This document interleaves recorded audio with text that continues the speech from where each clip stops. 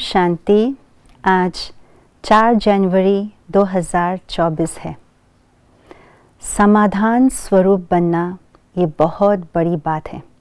जब हम समाधान स्वरूप बनते हैं तो विघ्नों को सहजता से पार कर सकते हैं, निर्विघ्न स्थिति का अनुभव कर सकते हैं।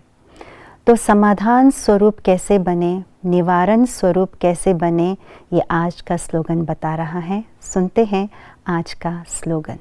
कारण रूपी नेगेटिव को समाधान रूपी पॉजिटिव बनाओ। कारण के भिन्न भिन्न रंग रूप होते हैं। हमारे समक्ष कारण रंग बदल बदल करके, रूप बदल बदल करके आते हैं। और बाप दादा ने तो पहले से ही कहा हुआ है, कारण का काम है आना और हमारा काम है उन कारणों को निवारण में यानी समस्या को समाधान में परिवर्तन कर देना। इसलिए आज के स्लोगन में कहा, कारण रूपी नेगेटिव को समाधान निवारण रूपी पॉजिटिव में बनाओ। लेकिन ये सब ज्ञान होते हुए भी जब कभी हमारे सामने समस्या या कारण आ जाता है तो हम कारणों में ही फंस जाते हैं, समाधान स्वरूप नहीं बनते, लेकिन कारण स्वरूप अवश्य बन जाते हैं। इसका कारण क्या है? बाबा ने एक अव्यक्त मुरली में बताया हुआ है कि कारण स्वरूप बनने का एक ही कारण है, वो है निर्णय शक्ति की कमी।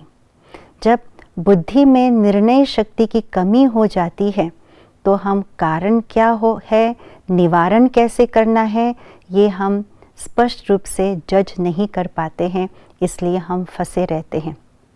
दूसरी बात, निवारण करने के लिए निर्णय शक्ति की जो आवश्यकता है, तो निर्णय शक्ति की कमी क्यों हो जाती है, उसका भी बाबा ने बताया हुआ है कारण, और वो है निर्विकल्प स्थिति नहीं बना पाते हैं हम विकल्पों में फंसे रहते हैं, अर्थात व्यर्थ संकल्प, व्यर्थ चिंतनों में हमारी बुद्धि लगी रहती है। इसलिए बुद्धि स्पष्ट नहीं होते और बुद्धि स्पष्ट न होने के कारण से निर्णय नहीं कर पाते।